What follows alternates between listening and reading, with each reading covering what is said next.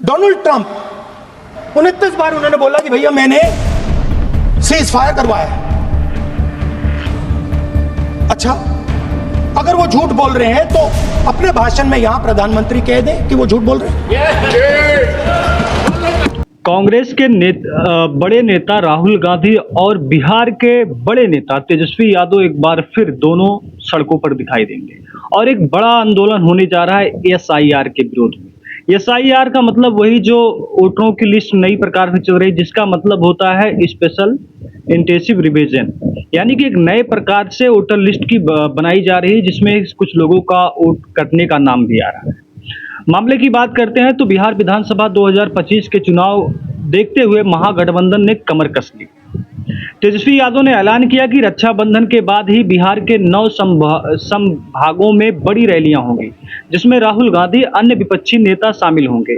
इन रैलियों का मकसद जो होगा वो मतदाता सूची में कथित धांधली और बेरोजगारी, नीतीश सरकार के भ्रष्टाचार जैसे मुद्दों को जनता के सामने लाने का होगा।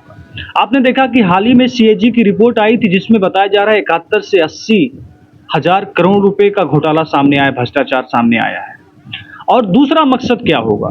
देखिए, राहुल गांधी तेजस्वी यादव की जोड़ी एमवाई, यानी कि जिसको हम कह सकते हैं मुस्लिम यादव को एकजुट कर सकती है। जैसा कि आपने 2024 के लोकसभा चुनाव में आपने उत्तर प्रदेश में देखा, अखिलेश यादव और राहुल गांधी की जोड़ी ने इंडिया गठबंधन को, बीजेपी को हराने में और इंडिया गठबंधन को जिताने में कितना कामयाब दिखा।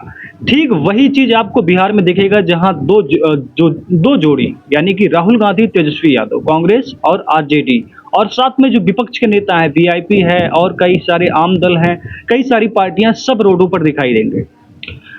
तो बेरोजगारी इसमें सबसे पहला मुद्दा होगा। और इमरजेंसी जैसे स्थिति जो इस टाइम पर इमरजेंसी आपातकालीन चल रहा है और इसको घोषणा नहीं हुई है, अंदर की इमरजेंसी चल रही है। आप किसी के सवाल पे आवाज उठाएंगे तो आपको जेल के अंदर ही आपके पास ईडी सीबीआई का जांच शुरू हो जाता है। अब सीएजी की रिपोर्ट में 80 हजार करोड़ के हिसाब की कमी जैसे मुद्दों को जनता तक सीधे पहुंचाना है। और सीधे यह रैलियां इंडिया गठबंधन को मजबूत करने का मौका दे सकती हैं, खासकर तब जब राष्ट्रीय स्तर पर विपक्षी नेता एकजुटता में दिखाई देंगे। चुनावी धांधली पर दबाव, मतदाता सूची में कथित हेरफेर के खिलाफ बिहार बंद जैसे प्रदर्शनों में पहले ही ध्यान खींचा है। रैलियां इस मुद्दे को और हवा दे सकती हैं।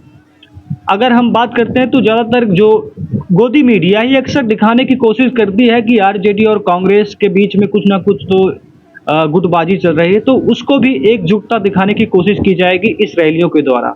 कांग्रेस और आरजेडी के बीच भरोसे की कमी साफ दिखती है, लेकिन तेजस्वी यादव और राहुल गांधी इस भरोसे को फिर से कामयाब करेंगे अपनी रैलियों के द्वारा।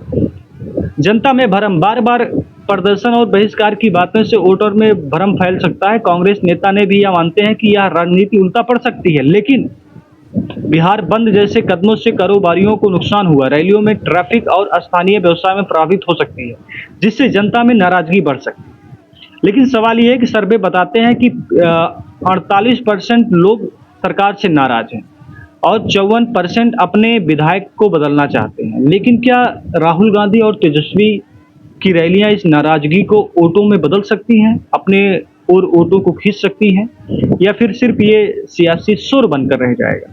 आप देखेंगे कि रक्षाबंधन के ठीक बाद राहुल गांधी और तेजस्वी यादव की रैली होगी।